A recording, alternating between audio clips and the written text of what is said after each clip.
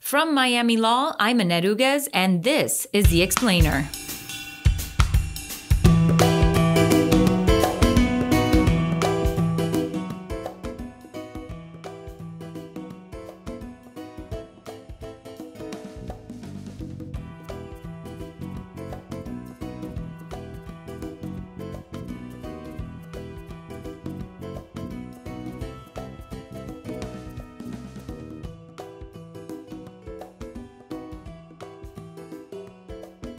Good morning, Andrew. Nice to have you on the show. So nice to be here. Thank you. Companies like Amazon blew up in the face of increasing demand during the pandemic, but it also ignited a widespread health and safety concerns by labor. Why was COVID-19 the labor organizing accelerant? And maybe we should use the ongoing battle in Staten Island with Amazon versus the New York Attorney General as an example. Sure. And to back up a moment, so labor tensions in the United States certainly predate COVID-19, but you're absolutely right that COVID-19 has accelerated this trend. It's a nice word. Warehousing work, to be sure, is often difficult, tedious, and dangerous work. And Amazon has been criticized for years for how it treats its warehouse workers. Recent interviews by workers suggest that Amazon's productivity quotas, its productivity quotas, for example, make it impossible for these workers to take breaks, to eat, or use the bathroom during their shift. And these concerns, among others, have led some employees to seek to join a union. But COVID-19 in particular has had a massive effect on these businesses. It helps to explain why the drive for a union in Amazon is in the news so much right now, for two reasons. First, the pandemic fundamentally shifted how consumers shop. Toward online purchases through Amazon. This made Amazon one of the biggest companies in the United States and certainly one of its most important employers. You probably read its stock price has increased 70% during the pandemic. Jeff Bezos' personal wealth has increased by $75 billion with a B in 2020 alone. This has meant a dramatic scaling up of operations. Amazon has expanded its workforce, hiring 400,000 workers in 2020. So now with 1 million employees, it's the second largest private employer in the United States, second only to Walmart. The pandemic has been important in a second way, too. It's raised worker fears of employers putting them at risk without protections or benefits. So by March 2020, and we'll turn to the present in a moment, but this has been going on for a year, right? So it became clear by March 2020 that COVID-19 was fast spreading across the country, especially in workplaces where employees have to work in close proximity to each other, like warehouses, right? And especially in certain regions at that time in March 2020 in New York. So workers around the country, including in Amazon, began demanding safety practices, paid leave, and those sorts of things. Amazon resisted these demands. And in March 2020, Staten Island Amazon workers walked off the job, demanding paid leave and more frequent cleanings of the warehouse. By April, COVID-related protests ignited all over the country. Amazon warehouse employees organized a mass sickout in 50 facilities, and its technology employees joined the protests in solidarity. Amazon took an aggressive response to these protests, allegedly firing 2 workers involved in them. The federal agency that regulates workplace safety, OSHA, took a hands-off approach to the pandemic in 2020. But some states, like New York, sought to fill the gap. The Amazon protests drew the attention of New York State Attorney General Letitia James, who called out Amazon publicly for its safety practices and began looking into its compliance with state safety and whistleblower laws. So now we can fast forward to the present. The conflict between Amazon and the state attorney general came to a head last month when Amazon preemptively sued the attorney general in federal court. Now, on the surface, the complaint Amazon filed looks like how you'd expect a large company to react to a government investigation. Hired a marquee law firm to argue that federal safety and health and labor laws preempt the state attorney general. Can't look into the allegations. But looking at the complaint reveals much more. It reads like a 65-page primal scream against the idea of government intrusion into its workplace practices. It goes on for over 60 pages, defending its safety practices and listing its grievances against the complainants and against the New York Attorney General. And once you get past all this, the preemption theory itself is mind-blowing. It says that New York State, and this is a quote, lacks legal authority to regulate workplace safety responses to COVID-19, and that it has no, quote, regulatory authority over a claim of retaliation based on an employee's protest of working conditions. Now, you don't really need to be an expert to know that these statements taken literally can't be true, right? I mean, if a state or a city agency finds a cockroach or a rodent in a restaurant, it can immediately move to shut down the business. That's because states have a sovereign and quasi-sovereign interest in protecting the health and well-being of its residents. And apart from this, this attorney general under statute has sweeping jurisdiction under state law to investigate and challenge legal violations. So for these reasons, the idea that states can't protect employee complainants as whistleblowers and investigate state law violations, it just can't be right. And while there's an interesting or possibly an interesting preemption theory for Amazon to litigate, the federal complaint just doesn't tell us much about what that theory might be. So a couple days later, still in mid-February, the Attorney General responded by suing Amazon in state court now for claiming, again, violations of state workplace safety and whistleblower laws. So at some point soon, the federal judge will likely determine that these are state law issues. And Amazon will have to litigate its preemption defenses in state court. And at that point, we'll know more about the merits of Amazon's preemption defenses. But really, the bigger takeaway is that Amazon seems to be used to getting its way and is furious that a state attorney general is calling it out. Okay. So another Amazon facility, I think this one's in Bessemer, Alabama, has quietly been building union steam for months now. But in the last few weeks, the effort exploded with players from the Democrat darling Stacey Abrams and even President Biden voicing solidarity with the organizers. Does the Alabama campaign have a wider impact either in the discussions about low-wage workers or in the overall fight for civil rights? Absolutely. And to be sure, the Bessemer election would be important under any circumstances. It's a huge workforce, 6,000 workers. And it's in the southeast of the United States, where union victories are often elusive. But the Bessemer campaign has also become a focal point, as you suggest, of the movement for racial and economic justice. And to understand why, we first need to consider exactly where this is. So Bessemer, Alabama is effectively a suburb of Birmingham. And like Birmingham, it's majority black and working class. 85% of Amazon's Bessemer workforce is black. And the campaign has been framed expressly as one about both civil rights and labor rights. So while most of the Southeast lags in union density compared with other regions of the United States, Bessemer and Birmingham have a long history of labor activism among its steelmakers and iron ore and coal miners. Workers now working for Amazon and Bessemer have reported that unions are familiar to them. Family members, for example, were union members in the recent past. Amazon has responded to the union election in Bessemer with aggressive anti-union tactics.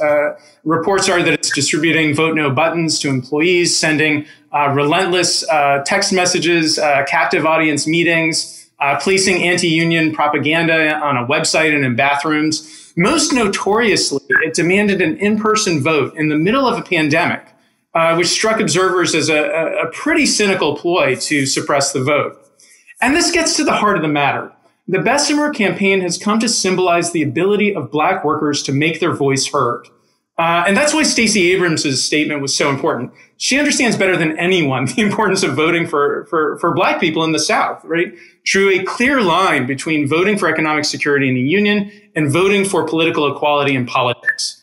The union, too, understands the experience from the employer reaction to the political activism of Colin Kaepernick, that especially for black workers, labor rights and racial solidarity can be inseparable.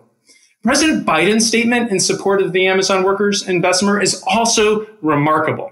Now, if you didn't know anything about labor history in the United States, you might miss just how extraordinary that statement was. After all, his main point that the employers can't interfere with a worker's right to join a union, and this is a quote, the National Labor Relations Act didn't just say that unions are allowed to exist. It said that we should encourage unions.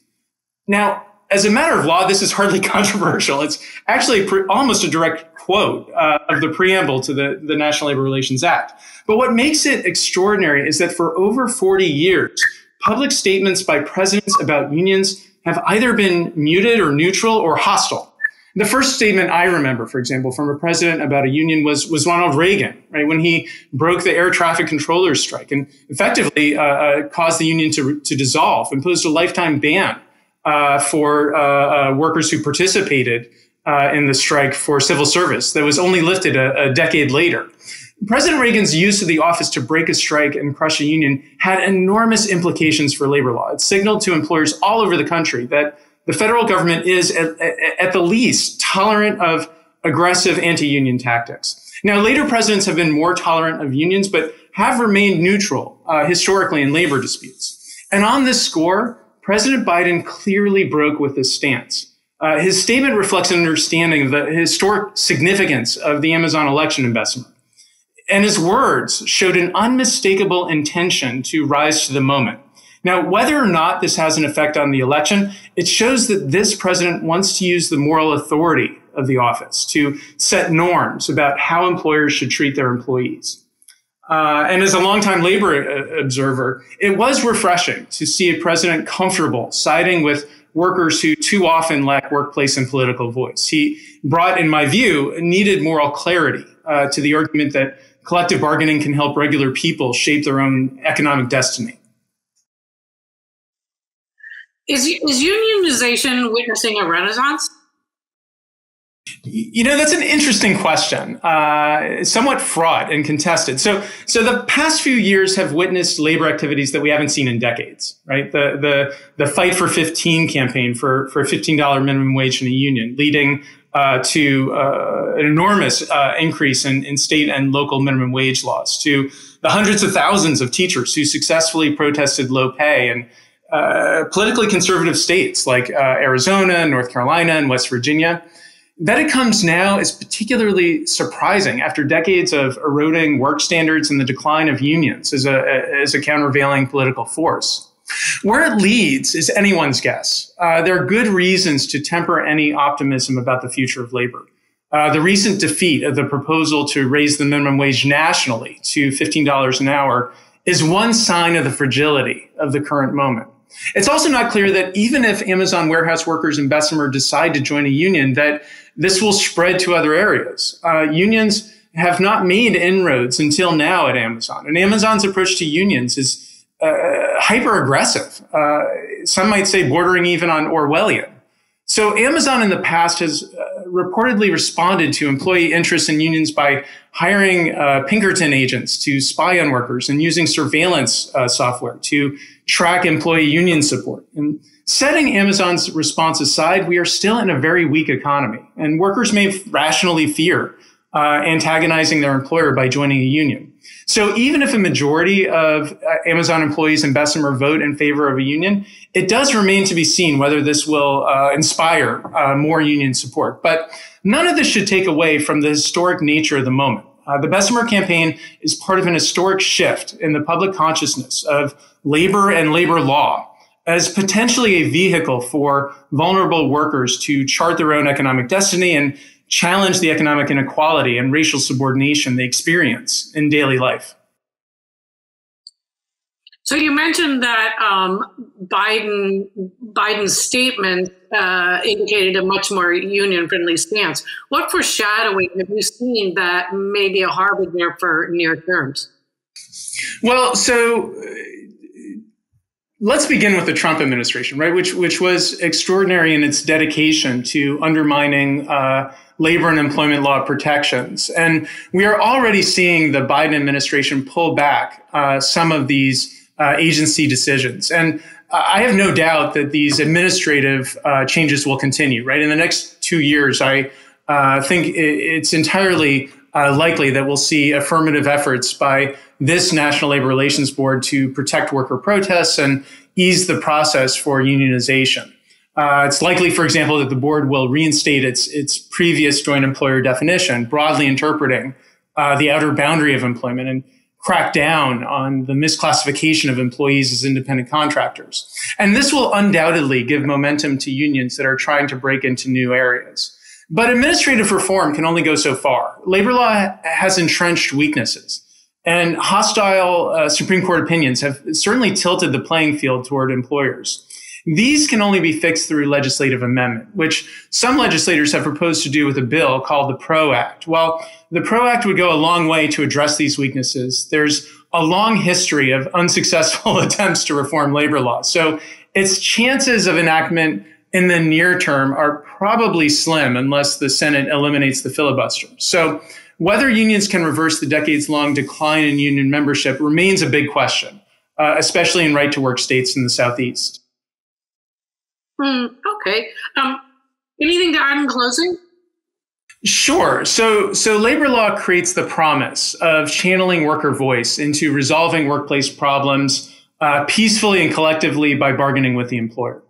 But too often, this promise is illusory. Workers, as a result, often have insufficient voice in the workplace. Now, under normal circumstances, this can eat away at basic human dignity, right? The ability to take a break to use the bathroom.